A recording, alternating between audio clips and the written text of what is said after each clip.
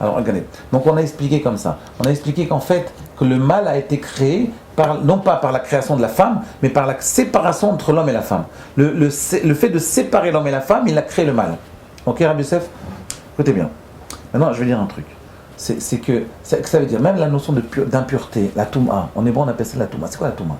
On comprend pas, par exemple, on dit une femme qui est nida, c'est une touma. Ou bien, bon, je ne vais pas rentrer dans, c'est un peu délicat comme sujet. Mais par exemple, toumat met. Vous voyez, quelqu'un qui est mort, ça crée une touma.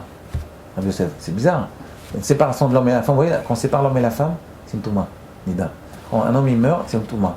C'est quoi une touma? En réalité, une touma, c'est quoi? C'est de la racine atum. Atum, ça veut dire vide. C'est un espace vide.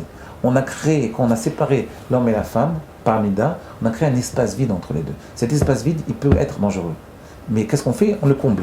Vous voyez, il faut combler cet espace. Comment on le comble? Il y a des halachot pour ça, c'est des halachot. Vous voyez, quand par exemple un homme il est mort, on fait une shiva. Pour combler le manque. Un type il meurt, il y a un manque. Pourquoi? Parce qu'il existait, il n'existe plus. Donc il y a un manque. Ce manque-là, c'est un trou, c'est un espace vide qui a été. Et cet espace vide, en fait, eh bien, s'il reste vide à jamais, ça va entraîner des fautes. Ça va entraîner une diminution de niveau du Yirat Shamayim de la personne. Pourquoi? Parce que quand vous prenez un espace vide et vous ne faites plus rien dedans, ça va créer une infection. C'est comme quelqu'un reçoit une balle, et ça fait un trou. Même si vous enlevez la balle, si vous ne traitez pas le trou, vous ne le fermez pas, ça va créer une infection. Ben c'est pareil. Tout espace vide crée une infection. Maintenant écoutez bien.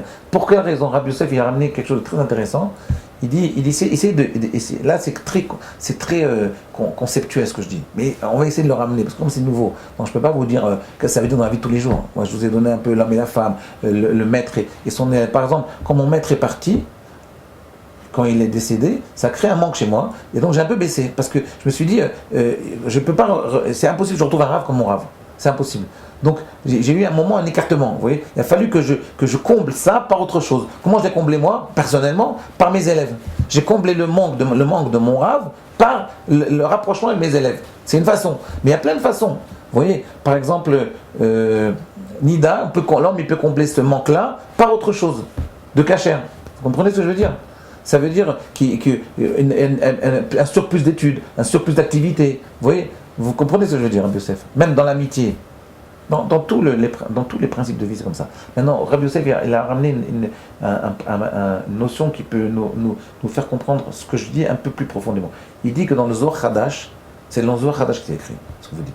Il dit, Rabbi Yosef, il dit comme ça, il dit que toutes les lettres de la Torah, elles ont été incrustées dans la pierre. Il n'y a que 2 lettres qui tiennent par miracle. C'est la lettre Samer, encore une fois, et la lettre même Sophite, qui est un carré. Pourquoi? Parce que regardez le Samer. Vous prenez, par exemple, vous faites un Samer, c'est une pierre, la pierre elle doit être là, il n'y a rien autour. Donc elle tient par miracle. C'est vraiment, elle doit tomber. Quand vous faites, vous prenez les tables de la loi, c'était de la pierre, c'était en relief. Donc il y avait le Samer, il était constitué de la pierre, et au milieu il y avait un morceau de pierre. Comment il tenait ce morceau de pierre? Pour donner l'illusion d'un Samer. Comment il tient? Et c'est ça le mal. La notion de mal elle est symbolisée par ce Samer là. Ben, je veux dire c'est très simple. C'est pour nous montrer qu'en réalité, ce mal là, il est virtuel. Il ne tient pas. Ouais, c'est un truc virtuel. C'est ça le grand problème. Là maintenant, il y avait une grande vacuité dans le monde. Il a été comblé par Internet. Mais Internet, c'est virtuel. Ça ne tient pas. C'est un truc qui ne tient pas. C'est que des images qui ne tiennent pas. Je ne parle pas des images de Torah. Si vous arrivez par exemple à vous imprégner des paroles de Torah, alors ça tient.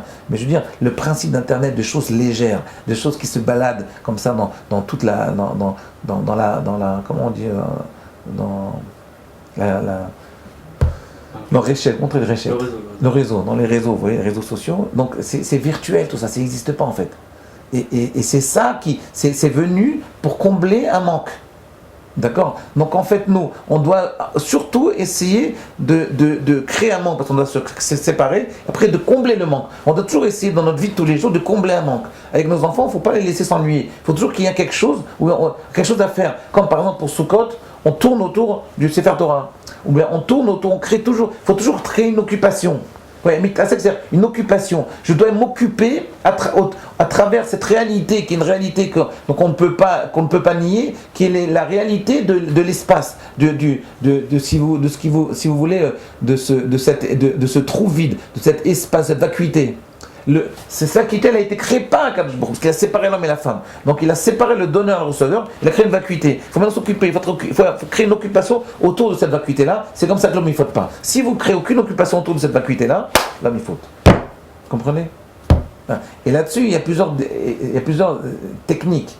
Il y a même chaque religion, c'est un peu une technique. Comment arriver à combler cette vacuité? Vous comprenez? La philosophie aussi, c'est une technique. La science, c'est une technique pour combler cette vacuité. Dès qu'il n'y a pas de vacuité, tout est explicable au niveau scientifique. Ouais. Alors, ils remplissent leur vacuité par cette notion-là. S'il dit égal. Voilà. À demain.